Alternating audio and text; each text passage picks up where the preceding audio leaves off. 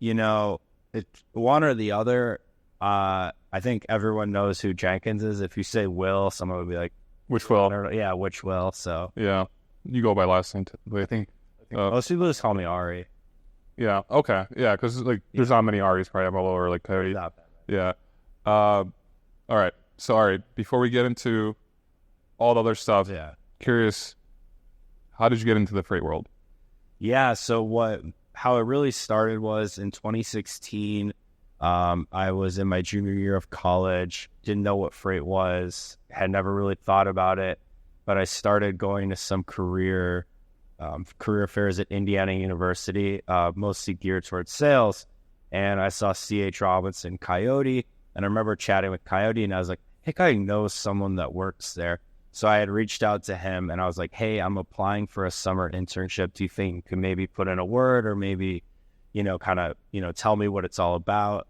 So I interviewed with Coyote. I ended up getting the summer internship, which is very competitive. I know they only take like 75 interns and maybe 2,000 people apply. So I got to work there as an intern, carrier sales under Dan Flayhive, who still works there. One of the best carrier salespeople I've ever worked with. And I got really, really into it that summer.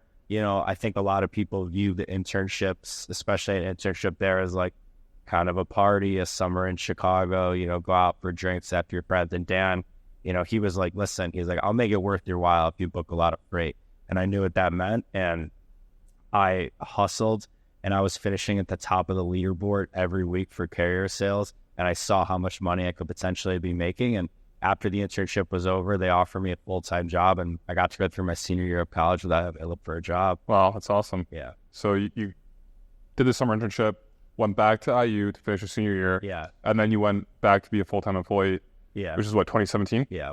Without a little 2-month break in Asia. Okay. Yeah. Of course. I went out You always did a 2-month break in Asia. I did a month in Asia before starting being a broker, and then that was awesome. I got back on like the 3rd of July and started at Coyote on the 10th. Okay. I had like 1 week. And that's 2017? 2017. So that's like right before like the market boomed. Like Yeah, so I it was a pretty hot summer, and then like the fall and winter was crazy hot. It was a really good time to be a carrier sales rep, especially at a company like Coyote that had thousands of loads. I remember even before that, I was talking to a guy who I had interned with at the bar in Indiana, and he was like, oh, I'm not going back. The market's terrible right now. The freight market's terrible. I was like, all right, we'll see. And I mean, right when I got back, I can't say it's the same for everyone, but I hit commission after like a month. Okay, what was the threshold to hit commission at Coyote? Yeah, so it was a draw based on base salary. So, and right away, you didn't have to like work any months, like. Well, they put you in hot pod kind of to start, but I had already worked the carrier floor as an intern. So I got to do it was like a 2-week compressed training versus like, I think the actual training is 6, but it was a returning intern class. Okay. And then I did 1 week of hot pod, and they were like, you don't need to be here. Yeah. And then I hit the floor. Then a month later, I would have a mission, and it was the draw of whatever your base was. So take your base, divide by 12, and then you had to hit that. What was your base then? Can you talk about that? I don't know what they do now, but it was 40,000 to start. Okay. I do know from what I had spoken to some of my friends there, if you're applying for a mortgage, those companies like to look at what your base salary is, and it's kind of hard to get a mortgage if you're at a $40,000 base. So they can up your base and up your draw. So maybe like 60 or 75,000. Got it. Yeah. Well, then you have to be in the company for a little bit longer. Yeah, I never needed a mortgage, and for like 3.5 years. Got it. And I'm just curious if we could talk a little about commissions here and how, like, at least how I started off in making money. Because, like, when I started off in 2015, my base was 33,000. Yeah. I mean, that's what they offered. And I was like, I had a job. I'm like, whatever. Like, hey, any job right now sounds amazing. And $33,000, I was like, damn, that's a lot of money. When I was like, 20 years old. But conceptually. Yeah. And then, like, for me, it was, I had to work for 6 months. This was at Trek Freight Services, but they got acquired by Becker Logistics 2 years ago. Yeah. So I had to, for 6 months, no commission. It was just salary. And then they promised like uncapped commission like after 6 months, but like literally right before we were about to like get commission, they changed the whole structure up, and they like made it really weird. And I was booking a ton of freight, and I was barely making any commission, which was driving me crazy. Yeah. I think in that first year I made like 50 grand total. Yeah. I mean, it is what it is. I'm curious, like, what was like in Coyote? Were you there, and were you like, because July 2017, also right before the big market, were you like making like really good money, or was it just kind of like ours? So Hey there, amazing listeners. If you're enjoying what you're hearing on our podcast, we need your support. It will only take a moment, but it would mean the world to us. Please make sure to hit the like button on this video, subscribe to our channel, and don't forget to share with one of your friends that would enjoy our content. Your engagement helps us reach more people and bring more awesome episodes to you. Thanks a million, and thanks for being part of the podcast community. I lived at home my first year, and I lived right off of 94 on the Old Orchard exit, so it was pretty much a straight shot right down the. Oh, it's perfect. Yeah. Yeah, so without traffic, you're talking 15 minutes. There was traffic every morning, but if you left by 6, you get there by 7, and that's what day the works or what time the work started. But no, I was really crushing it. I don't know what I made my first half year. By half year, I mean that end of 2017. But I do remember my tax return of 2018 was around $123,000. Oh, that's awesome.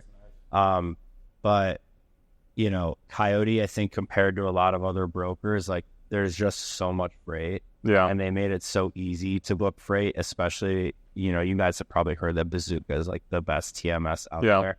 So it became a game. And yeah, really was crushing it for a while. And it was just a really humbling experience. I love the guys I worked with. I still talk to them a lot. We have a group chat called Sad Shade Bros. So what is it? Sad Shade Bros. Why is that? Well, because we also used to joke like he's shady, so he's a shade bro. Oh, okay.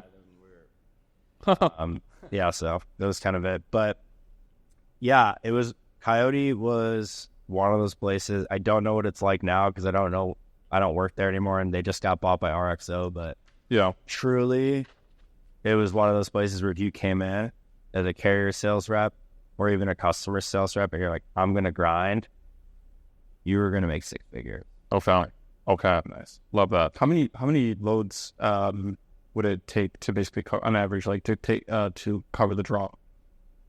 To cover the draw? Well, it really depended. They changed the commission structure after I had left, but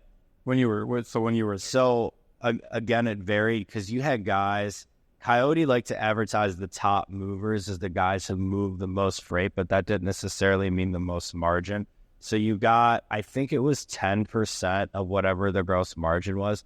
So if you booked 10 loads a day for $800 gross margin per load, and that's 10%, you're making $800 on that, and the draw was like 3,333. You're almost at a third of what you would need to draw. So there were guys. I mean, I remember there was a guy on my team who just like absolutely smashed hazmat, and that was like his thing. And he did book a lot of freight, but there was days where maybe he booked 5-10 loads for $3,000 or $4,000 in margin, and that's just kind of how it went. But as time went on, they wanted to change that, and they wanted to make it more volume focused. I can't really speak to what the new commission structure was after I left, but that's sort of how it was. There was a lot of cherry picking going on, I think, and I can't say I wasn't guilty of that. Just trying to hunt for the margin loads, and then be like, I got a $500 for sure. Or you could do trailer moves for $100 margin. Yeah, but they're easy. It was 10%, and you would either get $10 if it was lower than $100. Okay, minimum or $10. If you booked a loss, it was still $10 because if you're going to tell a carrier sales rep that they're not going to make money on a loser or they're going to lose money, there's yeah, exactly. So you started on the carrier sales side, and a lot of times, I guess that's how a lot of people start off as carrier sales because you want to learn that kind of aspect of the business. I remember, for me, I was always curious about the customer sales side. Yeah, it was so different, and especially on the floor, you have to split between carrier sales and customer sales. I've only done customer sales on the brokerage I owned, and I did account management at the brokerage. But I'm curious, transitioning from carrier sales to customer sales, what were like the main struggles there? And like if someone's listening and they're doing carrier sales, but they want to do customer sales, what are like some tips that like you would give them from like what you've learned? Yeah. So, I guess what really sparked the transition was, and this isn't uncommon, after doing carrier sales for so long, you're kind of like ready to do something else regardless of how much money you're making. But I started to apply for jobs outside of logistics, and I was applying for sales jobs, and I was getting rejected because to someone who doesn't understand logistics, carrier sales is not sales. It is sales, but like to someone outside the industry, like, so you were like, how much revenue did you produce? It wasn't that sort of role. It was more, I guess it's more of an insider sales role. So I realized the best transition was to go the customer sales route in brokerage, because a brokerage would look at me and go, freight, and they're not going to have to teach to you. They're just going to have to teach you how to sell to customers. So I found myself at MoLo, and I guess some of the biggest advice that I would give to people is poke around, ask questions, make sure that you're knowledgeable of freight, make sure you're knowledgeable of different kinds of freight. I think a lot of carrier sales reps, not all, but a lot, they might not look at what you're moving versus just what the lane is. And I always was curious as what the commodity was, what the weight was. Not every carrier is going to want to haul rolled paper. Yeah. And that might be difficult. That might be a difficult customer to work with. Not every carrier or broker is capable of hauling fresh meat just because of the time span that comes with running that. So you need a good carrier source for that too. Yeah, exactly. And just be curious, ask questions, and then if you're looking to make a move into customer sales, use that carrier experience to your advantage.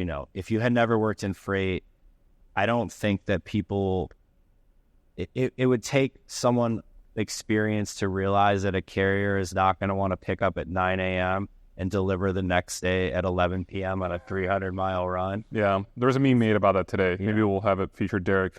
I actually made that meme. Yeah, I already made the meme. But it is true, and there's so many times where new ops people had come in who had never worked in freight, and I see how they set it up, and I'm like, would you want to take that? Like, think about the time. And they're like, no, you're right. And on the carrier sales side, you learn those things. You learn what carriers like, what they don't like. What lanes are easy, which ones are more difficult, timing, facilities. East Coast to the Midwest is money all day. Midwest to East Coast is different.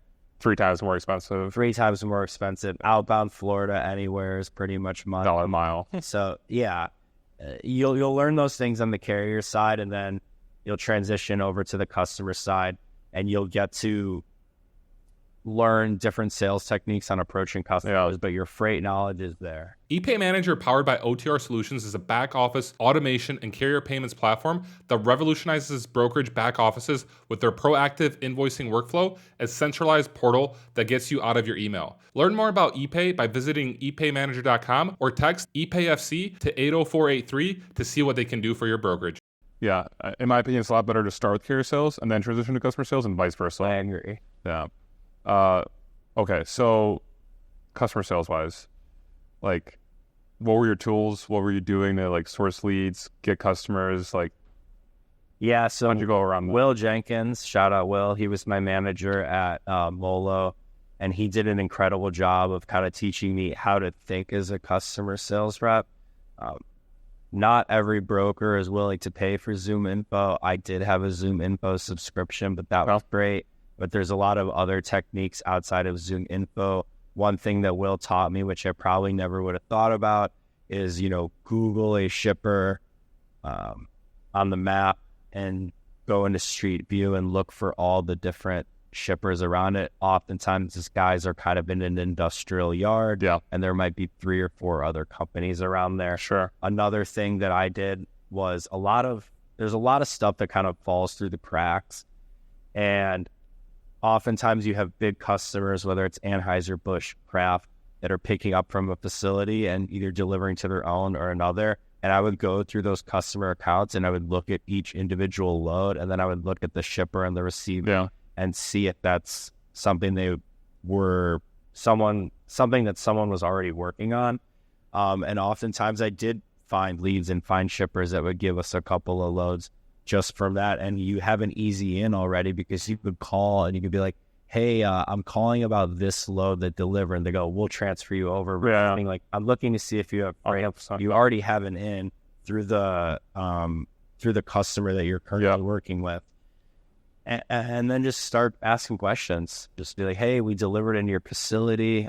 We're delivering in this facility a lot. We're delivering nearby. Do you route any of your own freight? Yes, no, and we work from there. Okay, got it.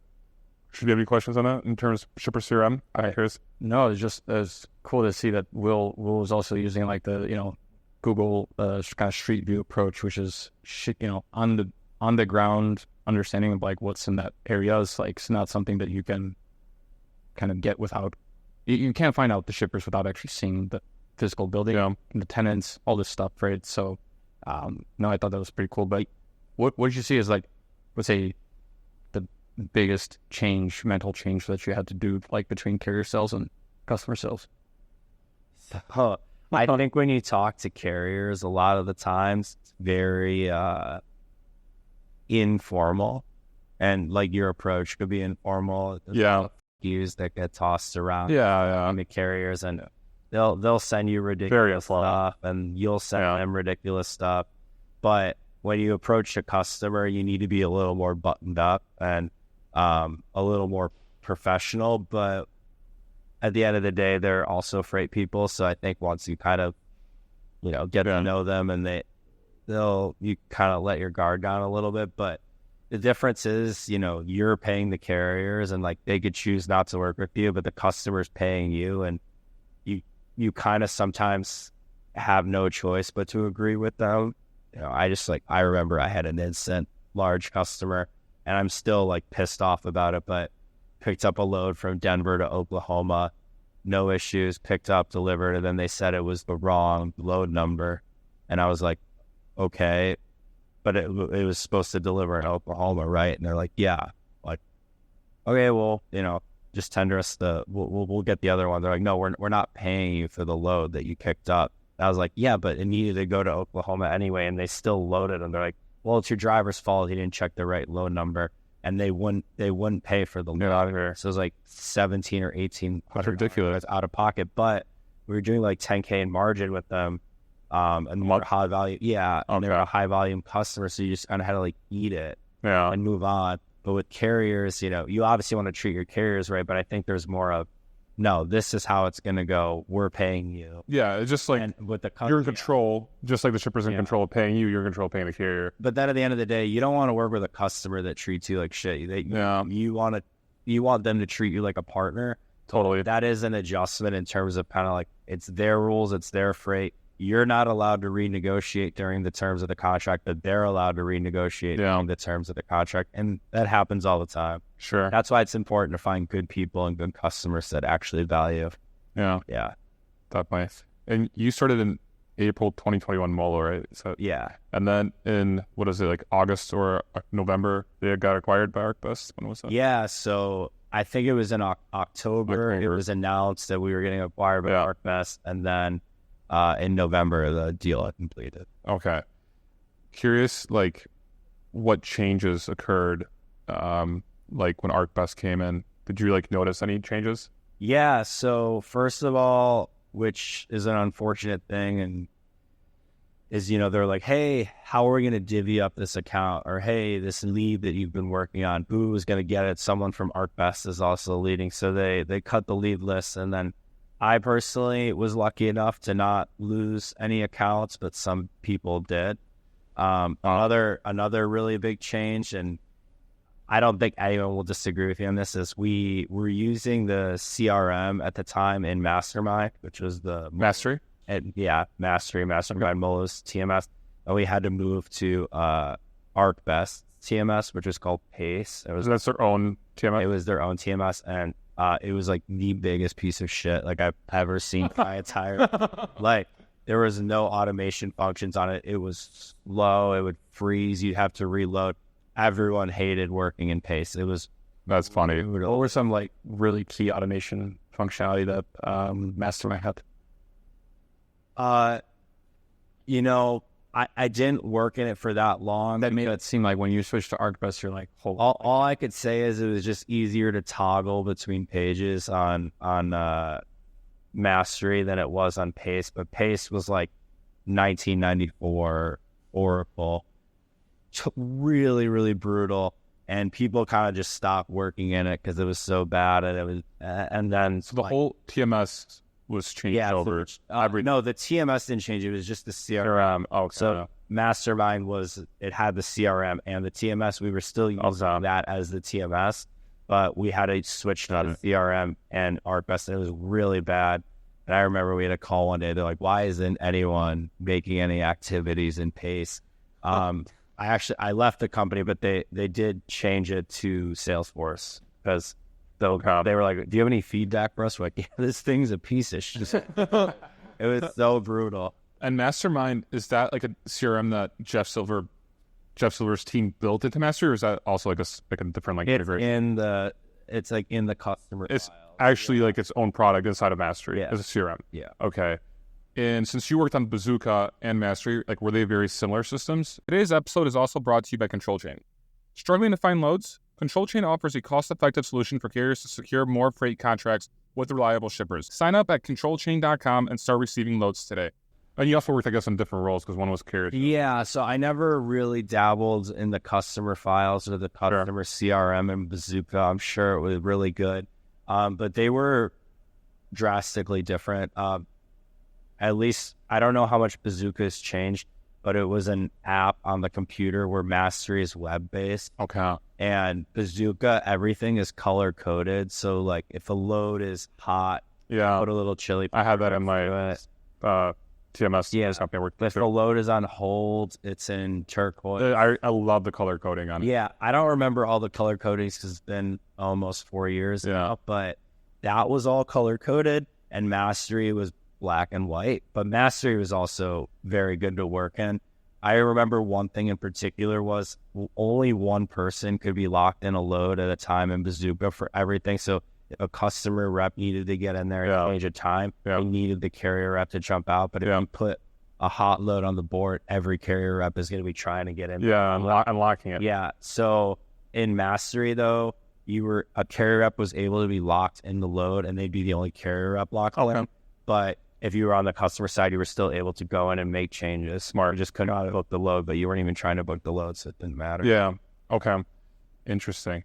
And what were your takeaways from like working in Coyote and MoLo? What was that like? And like maybe some of the relationships that you built? Yeah.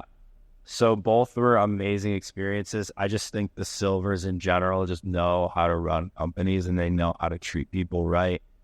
They really created a sense of community. I remember one of the things at Coyote was tribal, and there was that sense of community. Like, people were proud to work there. People were proud to go out to a bar and, wear a Coyote or a MoLo polo. Me personally, I'm not a fan of repping my employer while getting up, but a lot of people did do that. It was really fun though. There was a huge sense of teamwork. There was a huge sense of pride in the company, and a lot of people felt like that they were really a part of something at both companies. So I think it was a huge takeaway. I think you learn that if you really did put in the work, the opportunities are endless, but that's because they created systems and infrastructure and had the technology to make it possible. And they just treated people right. Yeah. They really did treat people right. There was an idea that we had for an article like about like why Coyote and MoLo like crushed it at marketing, and I'm curious if there's like a few points that you could like take away from those companies versus the ones that you've been at, like why you think Coyote and MoLo did such a good job. I think truly the no excuses, no giving back freight was a big one. A lot of bootstrap startups in freight like cannot take a loss. Like, they just like cannot do it. And, Coyote and MoLo's financial situation might have been a little different than the other ones, but they truly were honor the commitments, and that's what made them great. Another reason I think Coyote crushed the marketing, I mean, seen The Office, it's right off the Kennedy. Anyone coming in and out of the city sees that. Truck drivers see that. It was just kind of a reminder that, this is Chicago, this is Coyote. And I mean, that office pays for itself. Yeah. The marketing end. Yeah. You're right. It's a free billboard, 20 bucks. Yeah. Really slow. It's not free, but you know, right. Yeah, definitely. Okay, cool. So, how did you get into the meme game? Yeah, so I've always been a fan of memes, you know, whether this be in sports, politics, and you know, I came across Freight Caviar, and I kind of just started to think to myself, I was like, I think this is something that I can do. Like, what ideas or what memes would I have? How can I contribute? And I messaged you, and I was like, I think I might be able to help out a little bit here, and that's how it started. Yeah, that was a few months ago. Yeah, we connected, and you've been crushing the memes. I appreciate it. Yeah, I remember you threw Ari into a group chat. I was just like, Ari, what the fuck is Ari? And then like, I don't know, like in the beginning, I was just like, I had no idea who you were. And then all of a sudden, I'm just like seeing like, damn, like this feed is like blowing up. Like, holy shit. Yeah, some of the memes have broken over 1,000 likes. Yeah. The impressions on them are really good. You know, I see our follower count ticking up. Yeah, which is awesome. And you know, we've had the chat. There's so much really good educational content on Freight Caviar, especially with the podcast interviews that you do. But people seem to love the memes. Yeah, that's what brings people to the page. And for sure. Look at the educational content. Yeah, I have some articles too, right? So I think, or at least one. Yeah, no, I have. There's a few. I have a couple articles. I have how to be a great brokerage without getting lucky.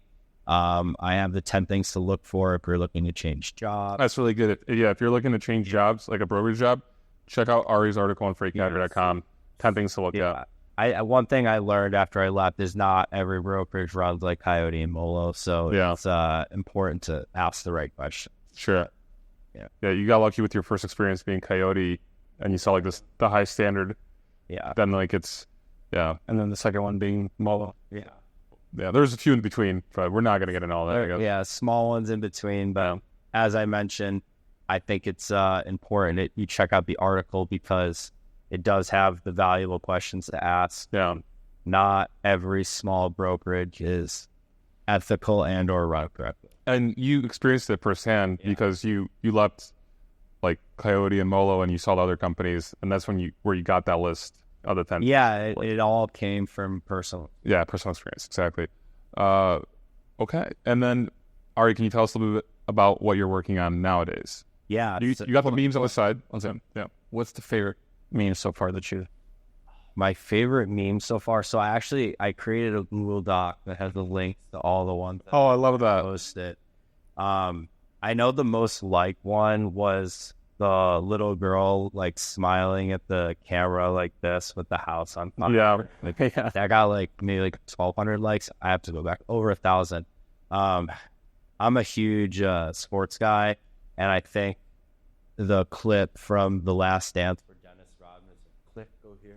Oh yeah. And then talking about the veteran guy showing you how to use the TMS. That was one of my favorites. That was a good one. Yeah. You have a lot of bangers. Yeah. A lot of bangers. It comes naturally. You kind of wake up, you sit at the kitchen table, you scroll Twitter. How could I apply freight to this? Yeah.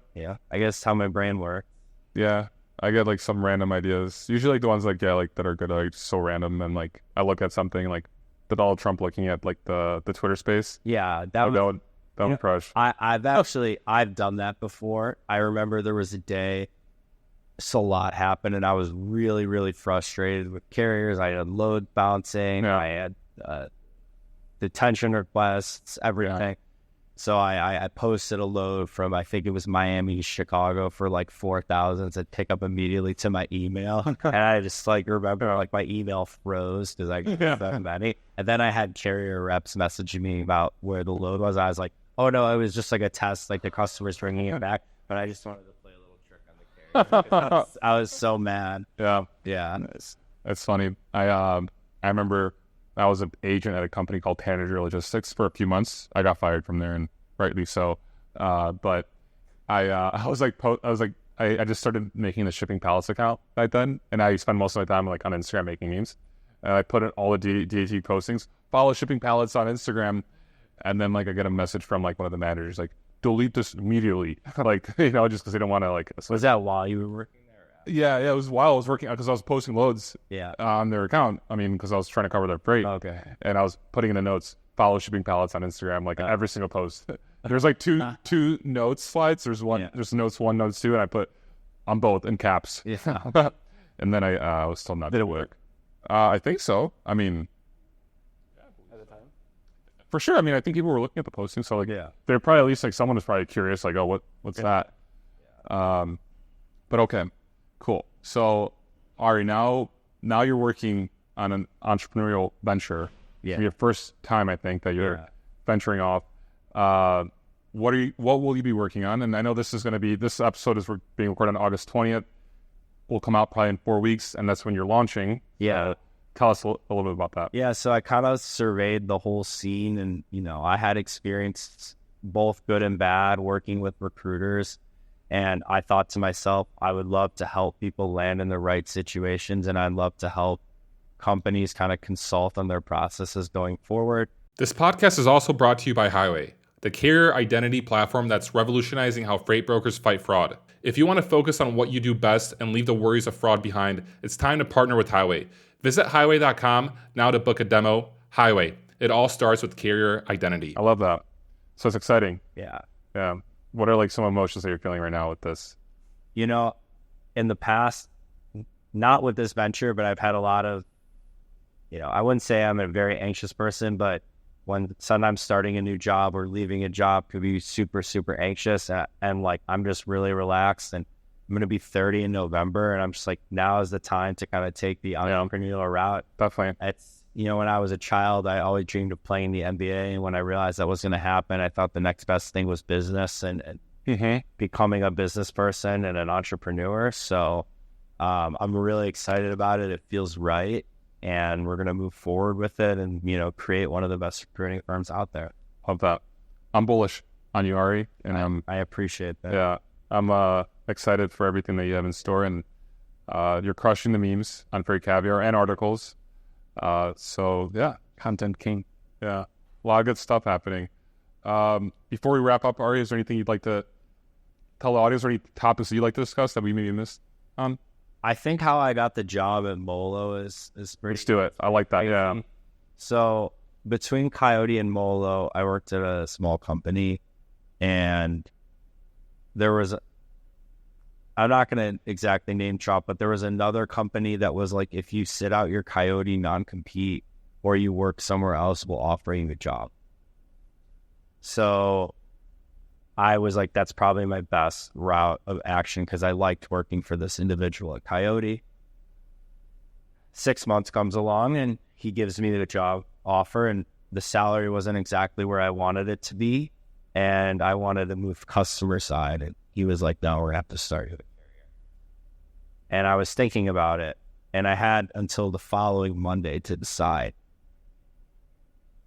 I went out to dinner that night with some former coworkers from Coyote that worked at MoLo, and they're like, you should apply at MoLo. And I was like, I'm kind of like already in with this company. I haven't accepted yet, but like they're planning on it. It was at Bar Cargo. I was just staying at a hotel next to it the other night, and Andrew Silver actually walked by and saw them in the window, and he came in and said hello, and he sat down. He's kind of like, what's your story? What's your deal? Told him I worked at Coyote, told him where I worked at the time, and told him I was going to take a job at this company. And he was just like, as competitive as he is, was like, don't go work there. You need to come work here. I was like, I really don't want to do carrier anymore, but I would love to do customer. He said, we'll interview for customer. And I was like, okay, well, I have to let them know. This was like a Friday. I'm like, I have to let them know the next Monday. He's like, we'll move quick, just apply.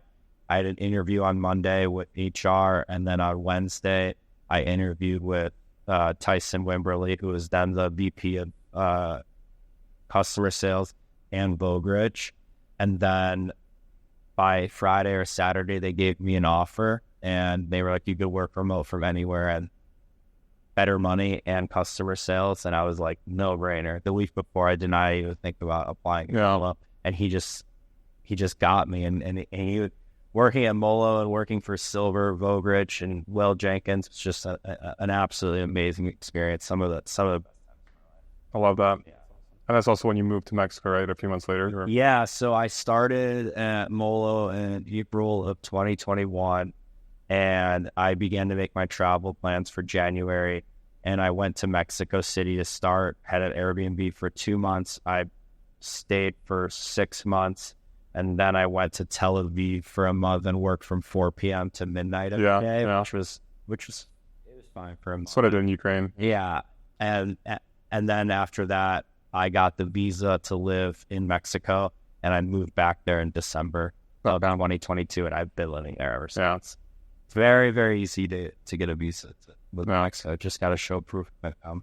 Yeah, and now you're there. And now I'm there. Yeah, I love it. We're starting landing talent and advisory, and I'm super, super excited for when it comes out to, share it with everyone and have conversations and, help use my network to help companies find the right people. Love it. And help people find the right job. Yeah.